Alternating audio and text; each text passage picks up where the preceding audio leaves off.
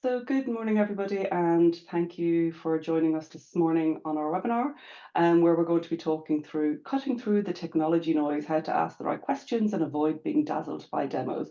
So a nice long title, but hopefully we can refine that down in the discussion this morning. So just quickly, for those of you who are not aware of Hart Square, we are an independent consultancy practice and we work only in the not-for-profit space. So just some housekeeping rules to say that this session is being recorded and it will be available on demand on the Hart Square website afterwards. So please feel free to share with your colleagues or watch again if you want something to do in the evenings. You'll see there's a Q&A box, and so that's for any questions that you have for myself or John, mainly for John, but please put them in throughout the session and we will try and answer as many of them as we can. You will also see there's a chat box. That's really for any more sort of technical or support questions. And my colleague Alan is in the background and he'll be delighted to answer on any of those. So I'm Joyce Harmon. I'm Senior Client Relationship Manager at Hart Square, and I'm delighted to be joined this morning by John. John, if you want to introduce yourself. Hi, everybody. So I'm Jon Eaton, Director of Communications and Digital Engagement at Epilepsy Action. Perfect, thanks. So we'll be hearing a lot more from John in a bit. So I want to just quickly run a poll just to kind of give us an idea of sort of where you are on your journey, where, kind of what stage you're at. So just bear with me while I get the technology to work. So if you could just quickly answer that, it would be really useful. So, are you seeking some more information about requirements gathering? Are you at the really early stage and you're just trying to figure out what it is that you want to do? You're actually in the middle of an implementation, just to kind of give us a bit of idea of who's with us this morning and where you are so that we can maybe help a bit around some of those areas. So Chris is going to give that one more second. Thank you for filling that in. And I'm now just going to end the poll and I will share the results. So interesting split. So quite a lot of people, around 25%, seeking more information. So trying to understand around partner selection. About 13% are looking at agreeing the strategy stage and then some going out to market. Interestingly, there's about 38% that are currently implementing a new system, which I think in itself is quite interesting. We can maybe talk about that later. Is that because perhaps there's been some challenges in discovery against the requirements? I don't know. I'm just making a presumption on that. But thank you for that. That's really interesting. Thank you. So when we talk about this topic, we sort of see it as three key stages. So I'll go into these in a bit more detail, and obviously John will definitely touch on these when we talk to him. So the first stage is that requirements gathering. So that is, understanding what is it you're going out to market for? What is it that you actually need? What is your day job? Putting that all together and getting it documented and agreed and signed off. The invitation to tender, the ITT, or you might refer it to as an RFP, an RFP, request for proposal, and really this serves two purposes. One is the internal document for you that is signed off, that is agreed what is the scope of the project, what is the potential phasing of the project, what is the timelines of the project. But more importantly, the second reason for it is it's the document for the technology partner. It is the document that they're going to use to refer to and respond to make sure they can give you the most accurate, quote and response back. So it's a really, really important document. And then thirdly, it's that partner selection phase. And that's really, we talk about a highly engaged model, but it's about that it's not just having one demonstration, getting a quote in and then making a decision. It's this highly engaged model. And so we'll talk about that in a bit more detail. So looking at requirements gathering, very often people get quite intimidated around this when they feel that they have to have, the people have to have a technology background. They need to understand what technology can do, but you don't at all. Really what requirements gathering is to understand, what works for you currently, what's not working, what is your day job, what do you do on a daily basis that the new technology must support. It can be because people often think, get very bogged down and thinking it's some kind of witchcraft. It's not. It's just about understanding what you do. It can be as simple as, for example, we're working with a client at the moment and they're looking to get a new finance system. And one of the things the current system can't do is raise purchase orders. And so therefore that is a very clear something that they need to do, the current tech doesn't do, therefore it's a requirement. So it really is as simple as that. It's if you can, if you have the capacity or the skills and the time, it's definitely worth considering doing a business process review or a business process assessment. It's really a good baseline on projects to understand, what are your processes currently. You don't want to bring bad processes into a new system. But also interestingly, by sometimes even just doing a business process assessment, you're understanding actually we haven't got most of these processes documented, and that in itself will tell you something about how different teams are interacting and working and where requirements might lie. So it's really just about that, trying to understand what you're doing and why you need to do it.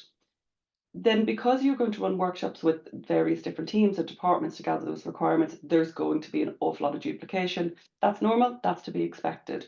So, bringing them all together, but using it as an opportunity to get people engaged, to signing off those documents, to really reviewing those requirements and seeing what they need and what taking that forward, because all technology projects are about people. The technology can be made to do anything. You need to get people engaged in the process early on so that there's buy-in, throughout testing and all of those kind of things. So use this as an opportunity for when collating and deduping to get people bought into that and signing off those requirements. And then sorting out the priorities, agreeing what's essential, because you're going to get big long wish lists. You very rarely everybody could do everything that they want, either budget wise or timeline wise. So really taking that time to sort out the priorities at the start of the project, being very clear about what are the objectives of this project, what are your expected benefits and you're wanting to get at the end of this, keeping that in mind when you're rationalizing down and sorting out those priorities, because it might be a case of saying, due to budget restrictions, we can only do XYZ for now. That will need to be a second phase. But again, that part of the people are bought in, that they understand that they might not get what they were expecting from day one, but they'll get it in the next phase. On the invitation to tender, really, as I say, this is a good document that the technology partners are going to use to go out to market for them to respond. So thinking about areas to cover in this, so background information might sound really obvious, but you're not just doing a copy and paste of your website about us section. Think about what they need to understand about you as an organization, how you work, how you want to work. It's very, very important that the more information you give about you, the better response you're going to get from the technology partners. Thinking about that strategic goals, being very clear from the start around what it is that, what are the benefits that you expect to get from this project, so the technology partners are aware of that. So the focus is not just on getting the technology implemented, but what we're looking to achieve with this technology. The requirements, again, as we said, having them clearly defined and signed off and agreed, because that's really, really important. Integrations, this is something that often really gets forgotten about. For example, if you're implementing a CRM system, it might need to integrate with your finance system, it might need to integrate with your website or your portal. And if you don't include that in your invitation to tender document, then the technology partners will not be aware. And often what can happen is when you get into that implementation phase, then you're finding out that actually there's this mismatch or misalignment of presuming the CRM technology partner is responsible for all of those integrations to those other systems, and actually realizing that it is a two-way street. You have to talk to the other technology partners, who's going to be responsible for it and where do the costs lie. So if you haven't thought about that, it's not included in your timeline, it's not included in your budget. So being very clear from the start about any integrations that are going to be needed. Clarity on the must-haves and the nice-to-haves. The reason some people often say why include the nice to haves, because we're not going to do them for now. Very often with some of the technology partners will look at that list of nice to haves and say our system can absolutely do that as standard. So if they didn't know about it, they wouldn't tell you that. Or asking open questions in a document, what do I really mean by that? There's different views on putting together invitations to tenders, but asking technology partners to really tick box to say, yes, we can meet all of these requirements. That isn't really telling you enough. It's telling you, yes, they can meet those requirements, but it's not sort of how that's going to be met. So asking more open-ended questions can give you a more breadth of information, and rather than just tick box, yes, we can do, because yes, we can do might have a caveat, no, we can't, but if, and then you can expand on that. So don't make decisions just based on tick boxes.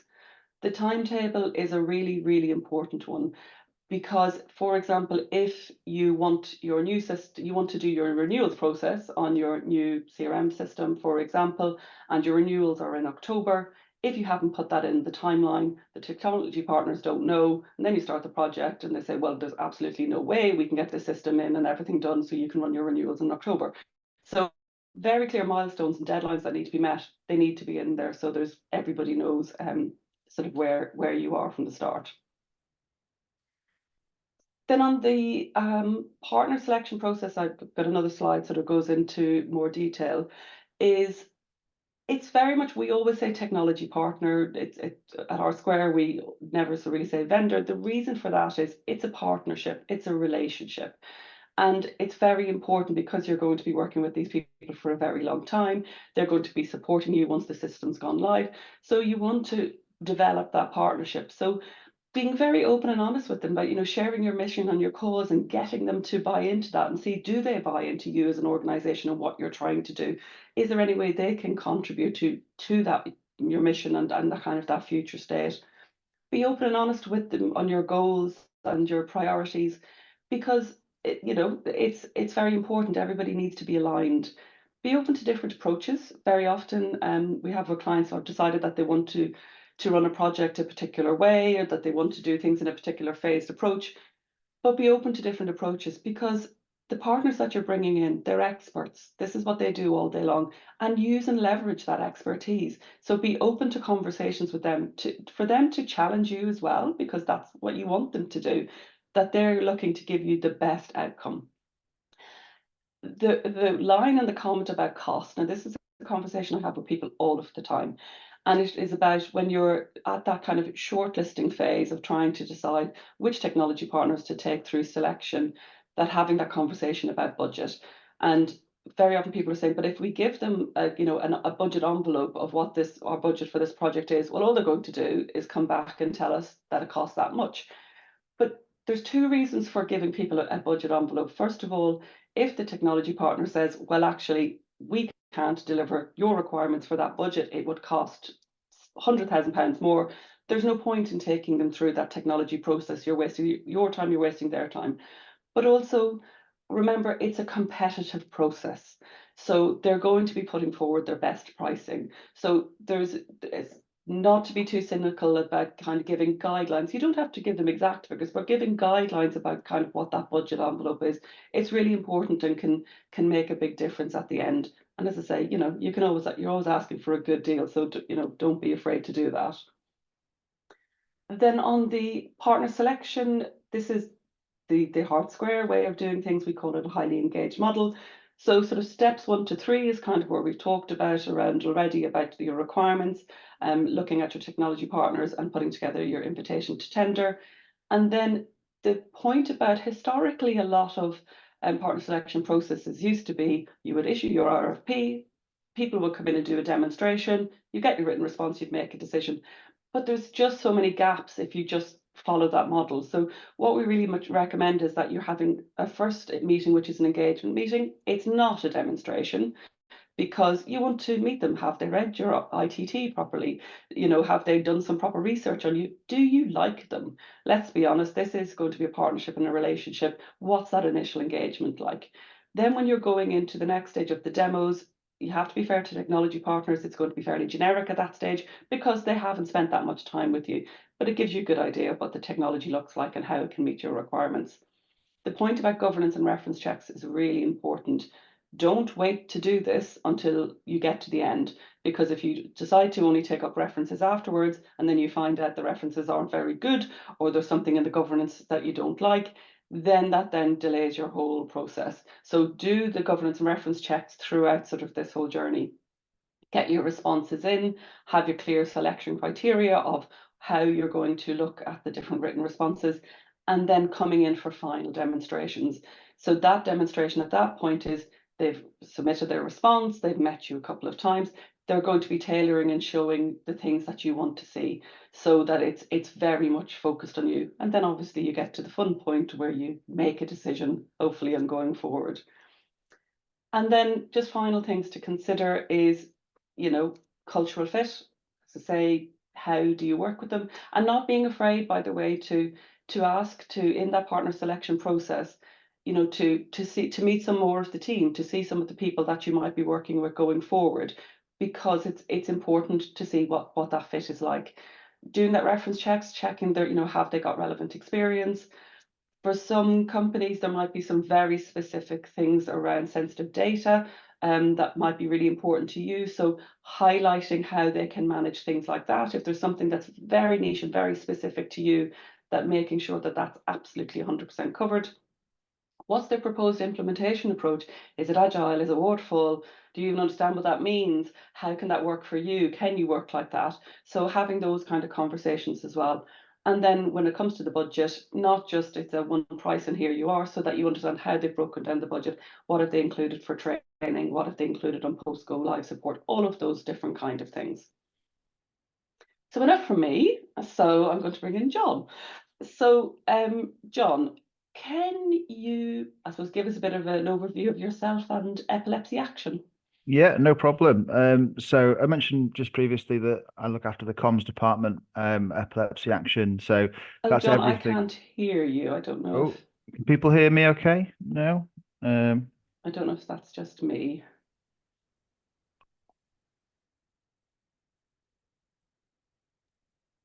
Now, can you hear me now? I can hear you, Jon. You can hear me? Okay, fabulous. Okay, so I'm assuming everyone can I'm hear just me. going to check. Alan, can you hear Jon, or is it just me? I can hear Jon. Fab, cool. Okay. Yes, mentioned before that I look after all things comms at Epilepsy Action. So Okay, I that's can't hear Jon. Okay, it's just me. Okay, okay, no problem. I So that's will everything. change my settings. Sorry, for some reason I can't hear Jon. No problem. So yeah, I look after PR, websites, CRM, multiple things. And in terms of Epilepsy Action, we're one of the national charities for epilepsy in the UK.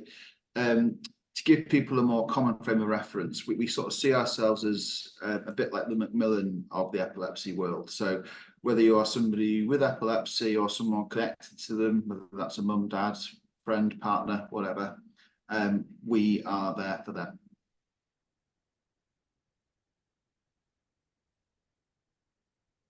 Can you still hear me?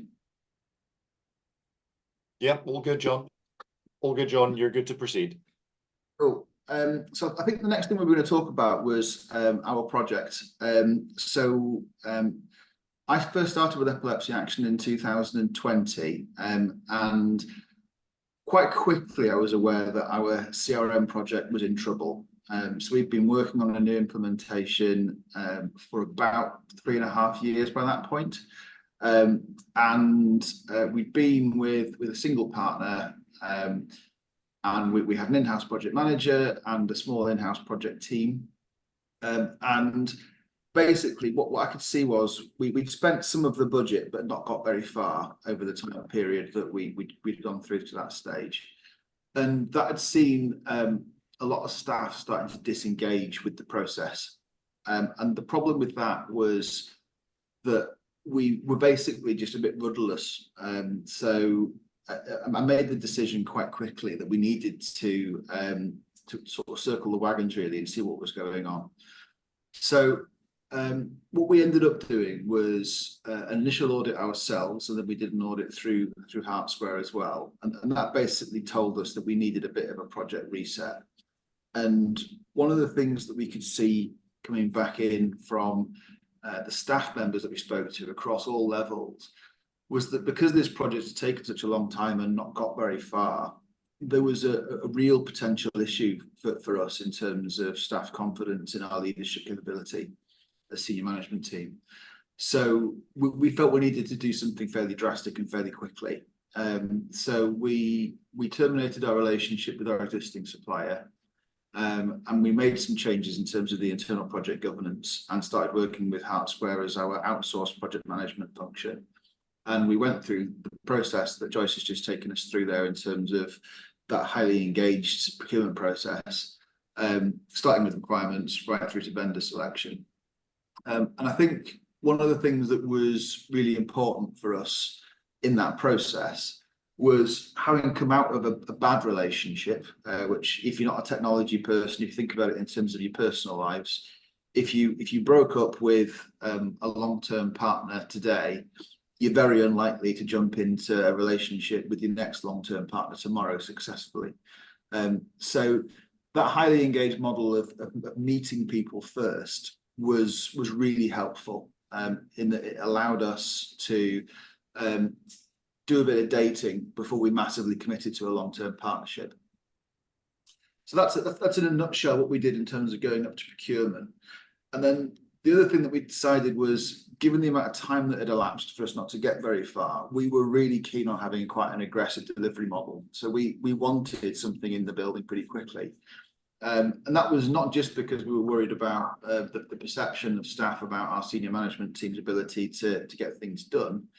It was also because the pandemic had been really problematic for our standard business model, as it had been for a lot of charities, in that we used to have lots and lots of community-based fundraising, community-based events, which allowed people meeting up face-to-face. And the reality of the pandemic was that that entire operating model became decimated. So we've had to reimagine our services in a digital context. And we've also realised that for us to help people through the whole lifetime of their experience with epilepsy, we need to know who they are through data collection. So our old system, which was a very legacy progress-based CRM system, was only accessible in its fullest terms by one member of staff. So we weren't able to make intelligent decisions around what we were doing as an organisation based on data. So we wanted the system in really quickly. So we sort of intentionally crash landed it with the knowledge that we would continue to sort of build on it after that time. And I think reflecting on the process, having gone backwards, I think the thing we probably didn't do well enough there was inform staff of what was going to be happening. So staff were a little bit freaked out when everything landed and not everything was working brilliantly. But we do now have, after a short amount of time, a new system in place which is accessible by many more people. And we are now starting to use data to inform business decisions. So that's our project in a nutshell. Fantastic, John, and thank you. I can hear you again, and hopefully you can hear me again now. I can hear you, yeah. So, you don't need me at all, but brilliant. That's really useful. Thank you. So, talking about the requirements gathering phase, as we said before, it's a highly involved process. How did you break down the requirements and that whole bit about prioritization? That whole bit about, the true requirements versus the wishes of the team. So how did you kind of approach that?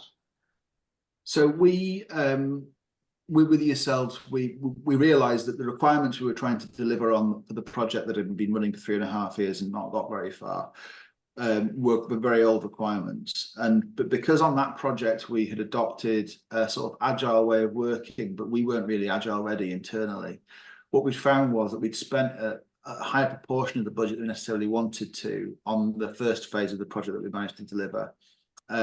So we definitely had requirements live on that first phase, which were very much in the nice to have category.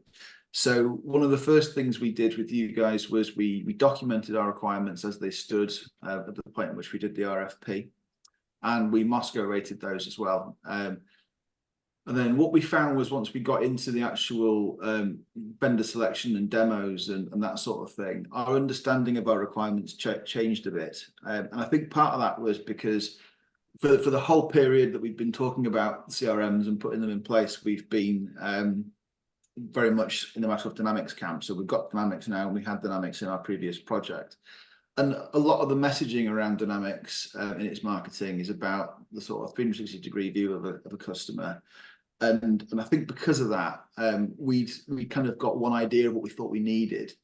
But then when we started to practically see in the demos what other people were implementing in different charities, it started to focus our attention. Actually, we didn't need an all singing, all dancing system that could do absolutely everything perfectly. Yeah.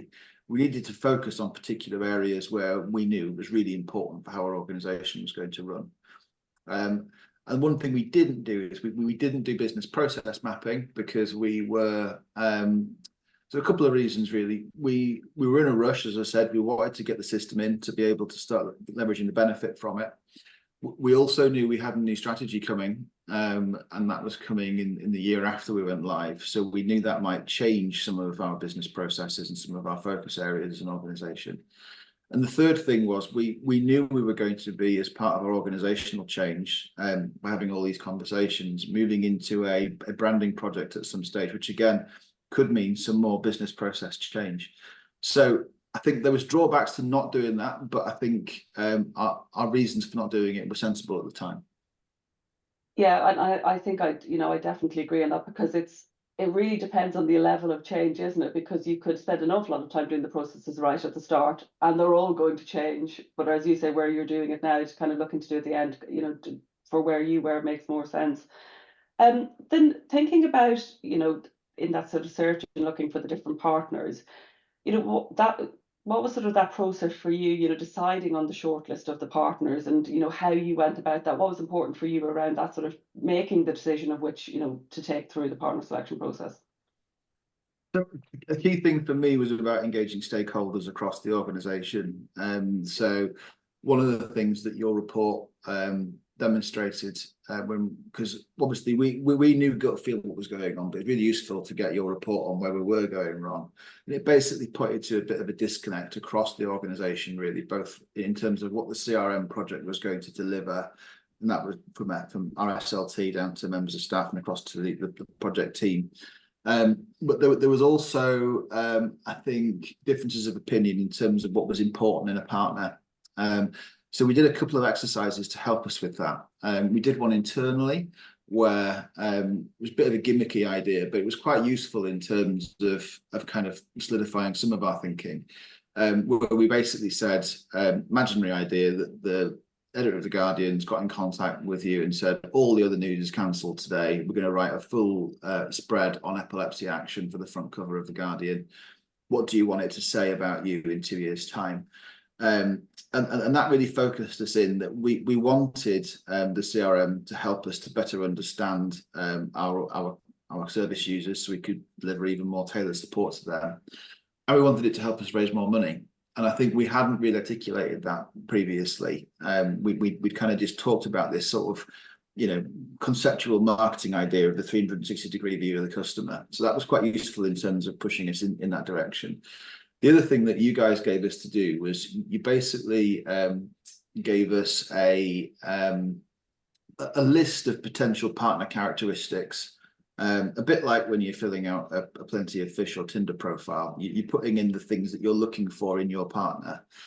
And one of the interesting things in doing that was, at the time, there was a real mixed feeling about whether we should invite our existing technology partner, who we've been working with for 3.5 years, into that process. But doing that second exercise really showed that we felt that we were completely unaligned at that stage. And it was almost a bit like when you come to the end of any personal relationships, when you've got nothing in common anymore. You could try and get that spark back, but it was never really going to happen. And, even though we knew they were probably going to have a fairly significant cost advantage and that they already knew a lot of our technology and they'd done some implementation, we just didn't think the relationship was going to be good. And so therefore we decided to terminate before we even got down to vendor selection with that organisation.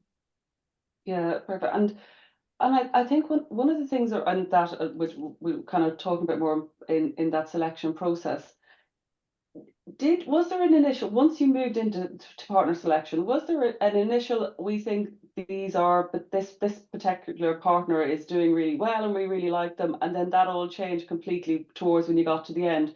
There's sometimes there can be that start of the process, oh, we really like number one partner, but then it changes throughout that process. Do you have a kind of a view on that?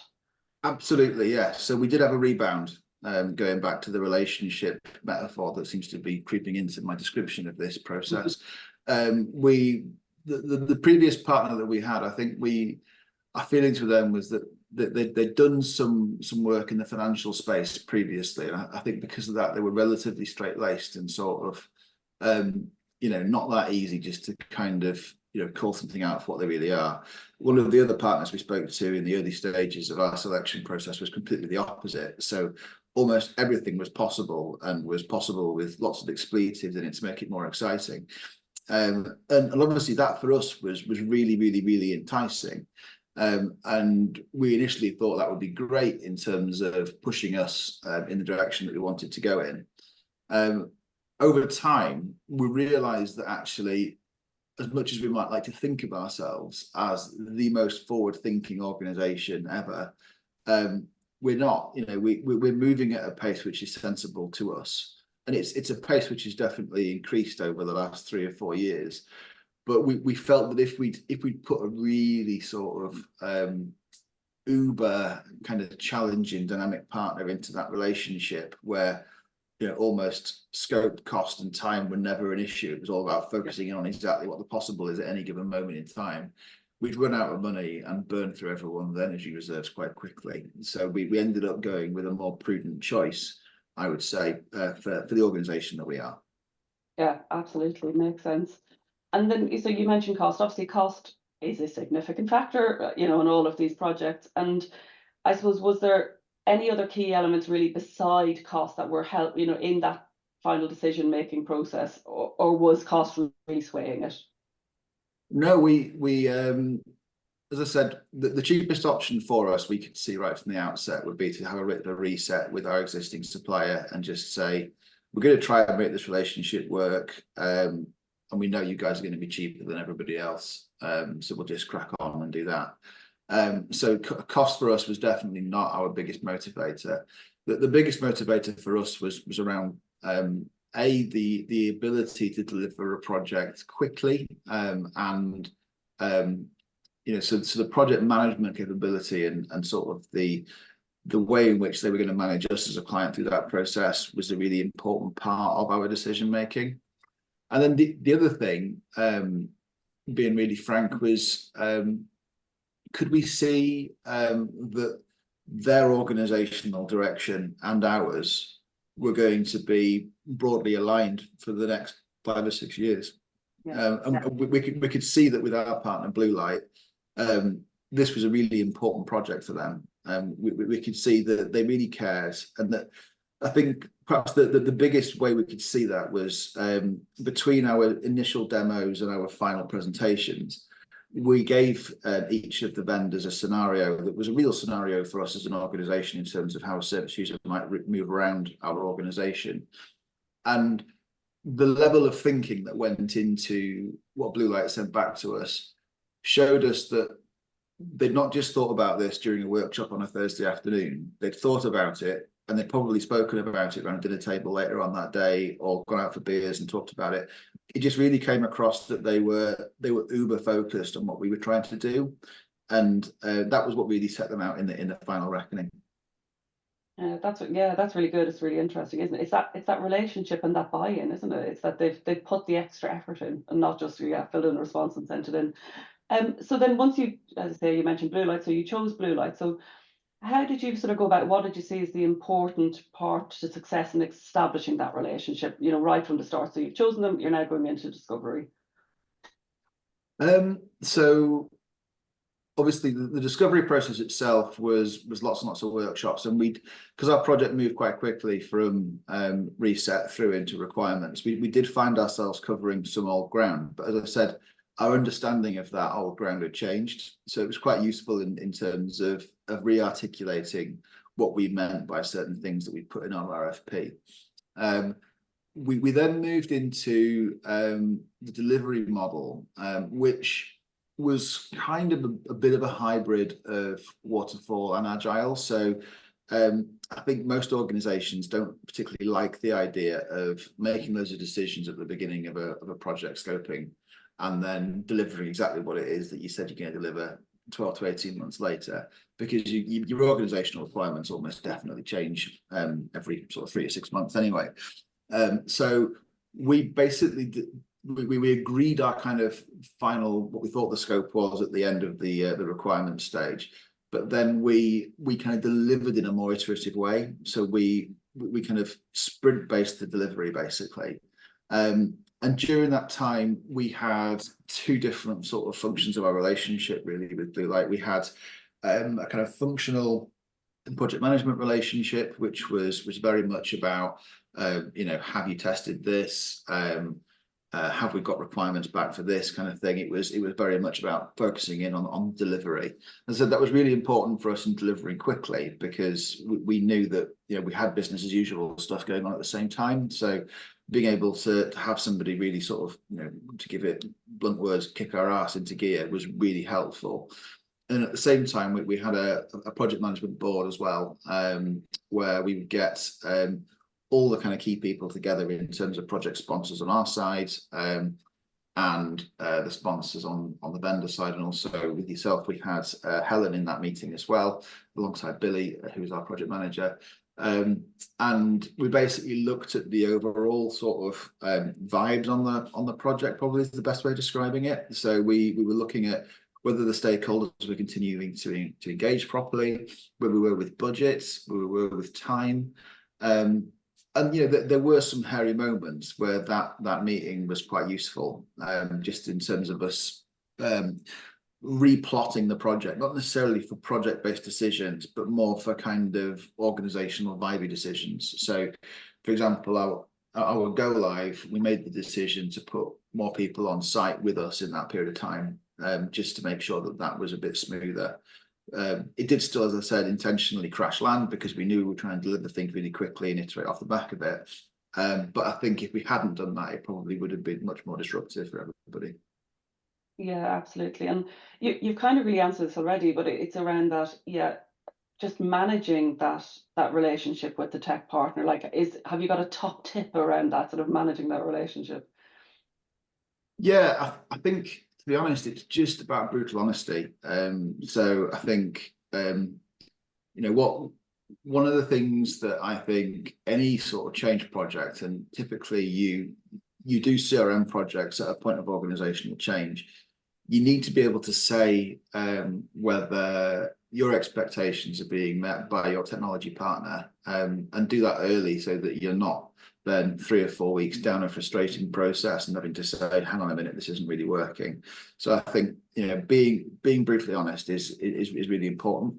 And I think the same the other way around. So you know, one of the things that I was talking to Marios about not so long ago was, there's almost an assumption that when you do a technology project, that exactly the same people and exactly the same roles are going to be with you at the end of that project, who are with you at the start of the project. And I think that's a nice message to deliver internally, but it's not really that realistic. So I think in that scenario, the best thing to do is just have open dialogue about, you know, where are the opportunities to optimize this organization? Are there particular roles or particular people who are stifling change? And what do we do about those people? And I think you as the client have to make that relationship happen, because it's awkward for the supplier. It's really awkward to say, I don't think that person should be here at the end of this project, or shouldn't be here now. But if you have the wrong people or the wrong activity going on in your organization, it'll hold you back in terms of how quickly you can get something implemented in the first place, and then how quickly you can make it operational afterwards. Yeah, absolutely. And actually, I love your comment around the roles post go live, because absolutely, it's really a conversation that's forgotten, isn't it? It's kind of, you go live, everyone goes back to the day job, and it's thinking about, you know, who's managing and doing all of this going forwards. Absolutely. So we've got lots of questions coming in, which is great.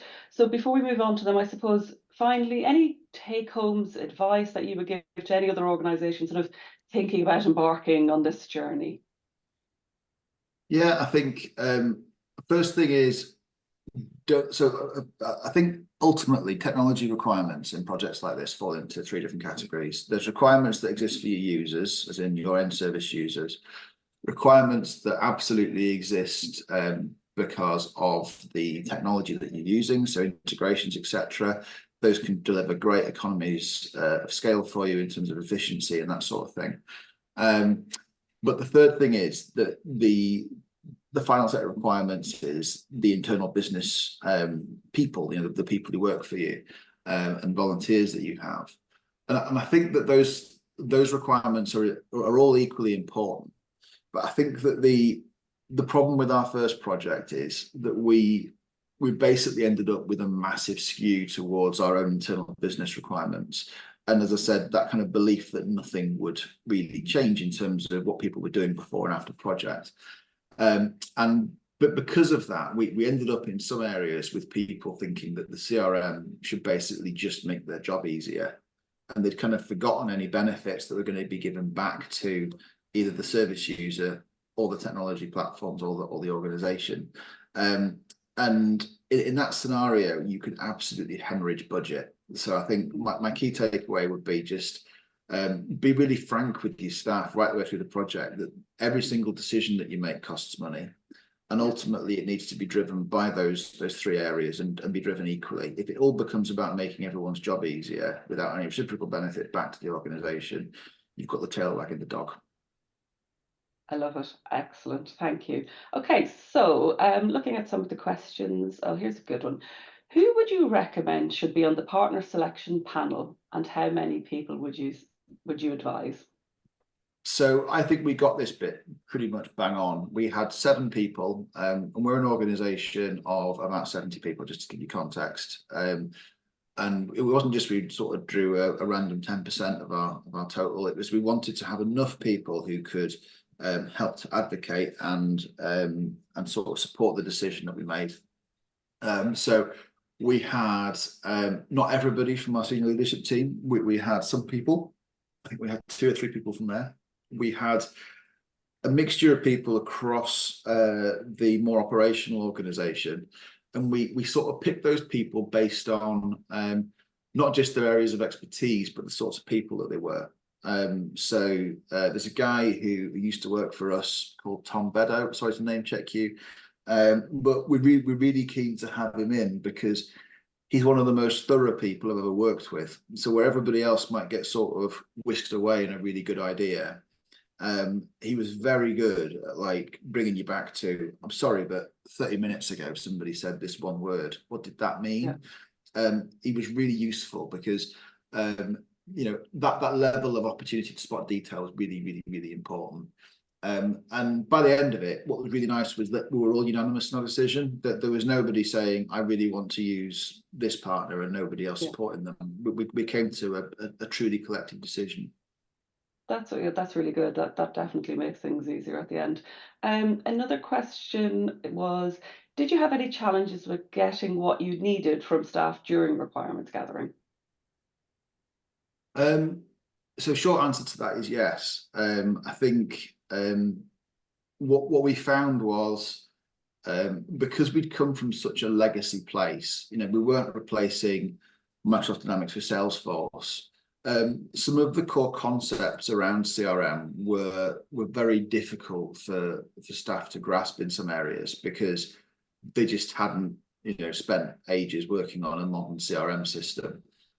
So I think it was less to do with people's willingness to take part and more to do with people's ability to have to take on loads of information and terminology and then turn that back into what their requirements actually were.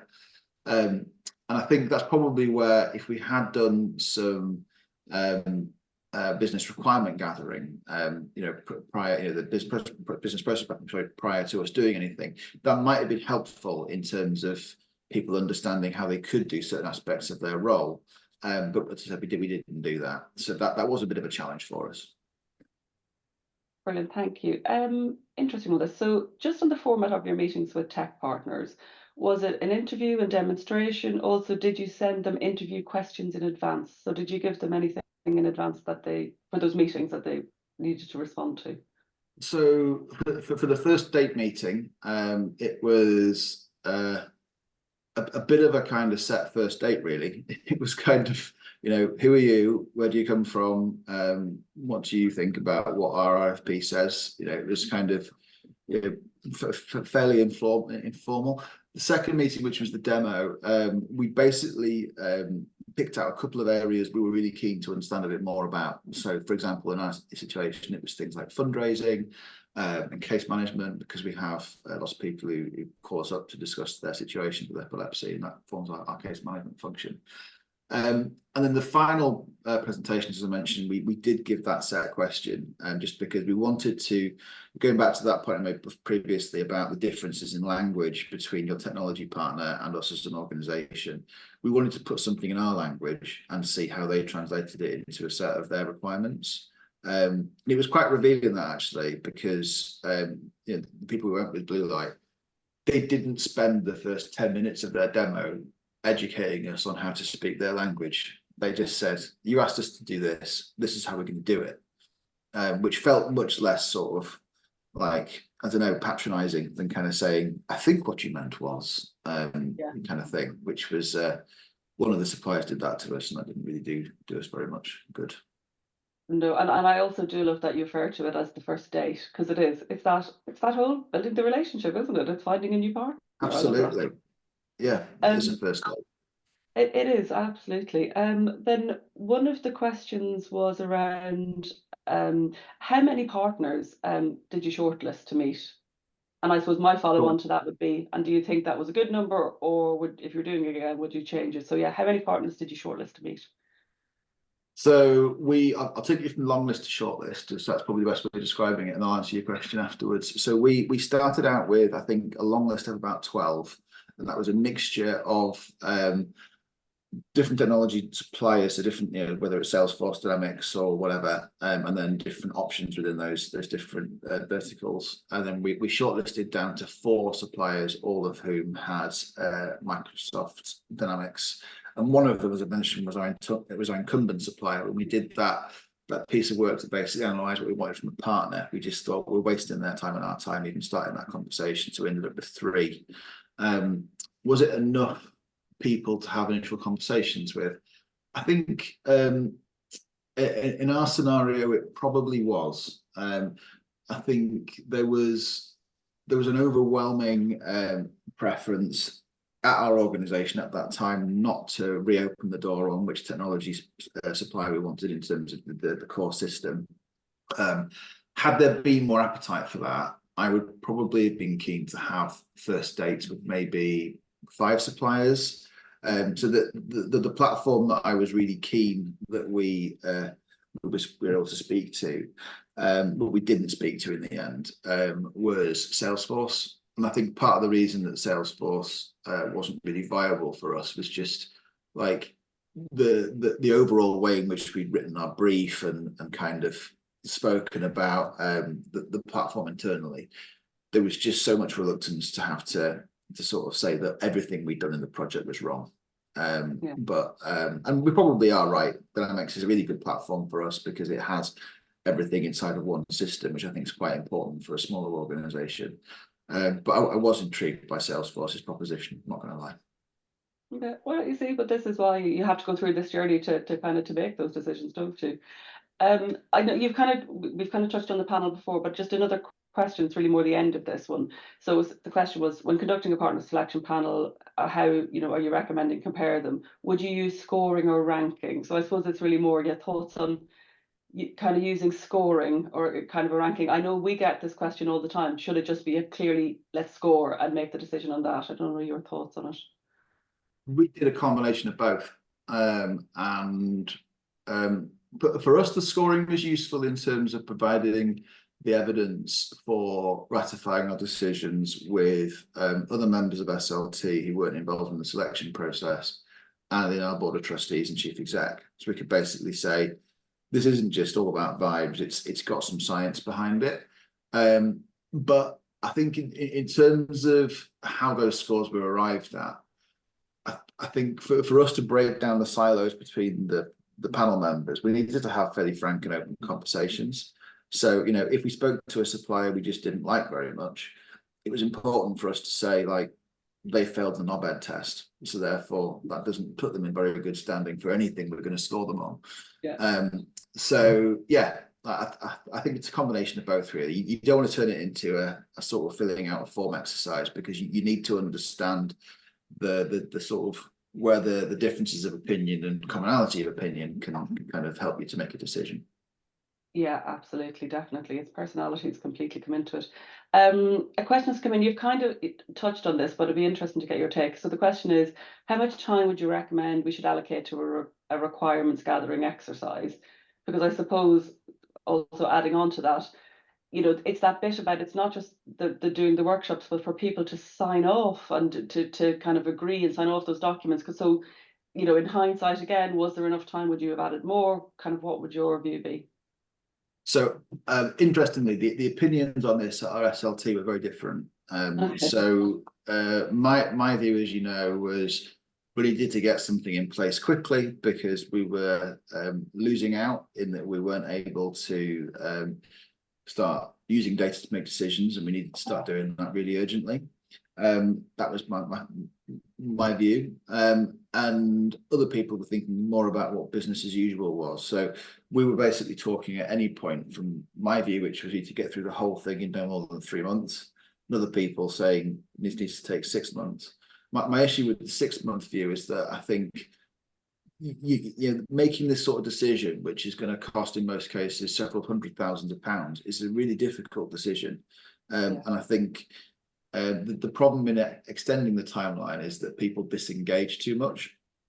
So I was really keen that we went into a sort of speed dating exercise where we were able to really think about what it is we wanted, rather than doing that pontification thing that you see people do sometimes, of kind of just wondering, whether they could reimagine all of their requirements several hundred times. I just wanted us to really focus in a set period of time about why things have gone wrong and what we need to do to make it better. Yeah, absolutely. And then actually just thinking, coming back to sort of a previous question when talking about that, the selection process and the selection panel, did you bring in at the demo stages, did you widen that up to wider members of the team to join to see the tech, or did you just keep it to the selection panel? Because I know there's different views on, using the demos as in a wider staff engagement. It's just interesting on sort of how you approach that and what your thoughts are. So we kept it broadly the same, but for the final demos, we did bring back in our deputy chief exec, who at that point was starting to build our new strategy. And what we didn't want to do was have a senior stakeholder like that kind of reaching for the stars, and we've put in place a more moderate and sensible choice in terms of our CRM vendor. So we basically wanted her to sit in there, and mentioned we had the rebound organisation in that meeting, in those meetings, and we just wanted to see whether that kind of would just throw a different dynamic into the decision making. But it didn't. I think she could see that there was enough scope in our relationship with Blue Light that we would be able to do all the things we're hoping to do in our new strategy. And that the other supplier that we've been talking to, who were sort of slightly scarier, more kind of everything's possible supplier, were not quite right for her in her eyes. So we did that right at the end as a sort of final sort of check, really. Yeah, makes sense. And then I'm conscious of time, so I've got one great last question for you. I know you've touched on some of this. What would be your biggest lesson for this project? The biggest lesson for the project would be that as the sponsor of the whole thing, I feel I did a reasonable job in most areas, but where I let myself and the team down was I didn't communicate how destructive, destructive isn't the right word, how disruptive going live quickly was going to be. And I think I didn't do that well enough on all fronts, really. So I didn't tell the staff that we're going to land this thing and build on it, but worry, we're going to absolutely commit budget and time and an effort to making sure all this stuff really kind of irons itself out as soon as possible. So I didn't do that well enough with the staff on the ground, and I think that led to quite a few people feeling quite stressed and under pressure that was unnecessary. Yeah. Had I given people more foresight of that coming, they might have been better prepared. And if they felt there was more support coming to help them, I think they would have felt less less frustrated.